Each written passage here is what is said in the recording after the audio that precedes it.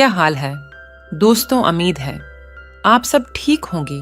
चलो तो पठान डारियोर वाली कहानी का पाठ तो शुरू करते हैं। मेरी उर्दू बहुत अच्छी थी। उसी लई में अपनी सारी मुलाजमीन भी पाकिस्तान से आए लोग ही रखती थी। मैं शादीशुदा थी और मेरे शादी को 5 साल होने वाली थी। मेरा शौहर कारोबार की सिलसिले में ज्यादा तर दबी में रहता था। हम लोग कुछ साल पहले है सऊदीया में शिफ्ट हुई थी और मेरे शौहर ने वहीं कारोबार शुरू किया था और वो कभी दीनी तो कभी सऊदी रहता था। मैं अपने शौहर अबीद की गैर मौजूदगी में वकीली है, कारोबार भी संभालते और घर की काम काज भी देखते।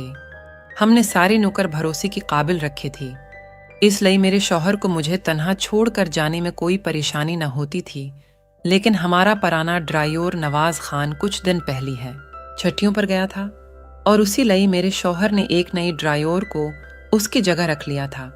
इस ड्राइवर का नाम शाहनवाज था और शाहनवाज भी एक अच्छा इंसान साबित हुआ था। लेकिन आज अचानक उसने मुझसे जिस तरह से बात की थी, मुझे बहुत खौफ महसूस हुआ था। उसकी आंखों में छपी उसकी नज़रों का मफहूम में पड़ चुकी थी और शायद उसी बात पर खौफजदा हो गई थी कि उनकी अबीद भी यहाँ मौजूद नहीं थी और उस वक्त में सब कुछ तन्हा ही देख रही थी।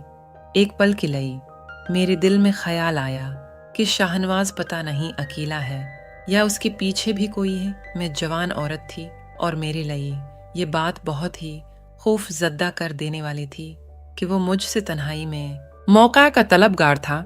शाहनवाज ने मुझे घर छोड़ दिया था और मैं गाड़ी से उतरकर अंदर चले आई थे, लेकिन मेरे निगाहें यहाँ वहाँ घूम रही थीं।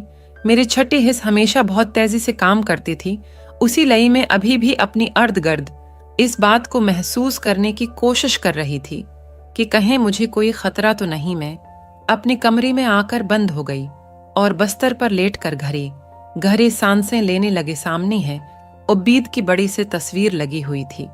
मुझे अबीद पर शदीद गुस्सा आ रहा था कि एक अनजान शख्स को घर में मुलाजिम रखने की क्या जरूरत थी।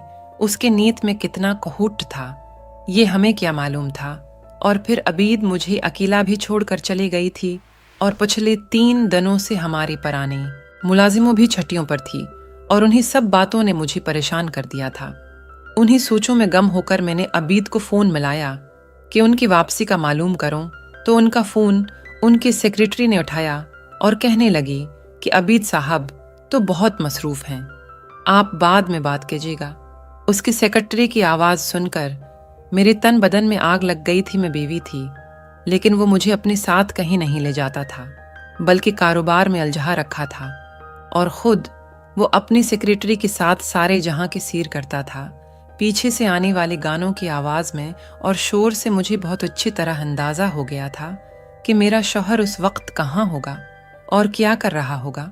मैंने गुस्से में फ़ोन उठा और हाँ जी मेरे प्यारे दोस्तों, अगर ये कहानी आप लोगों को पसंद आ रही है और आप मज़ीद सुनना चाहते हैं तो मेरे चैनल को सब्सक्राइब ज़रूर करें और कमेंट्स ज़रूर करें कि कहानी आपको कैसी लग रही है।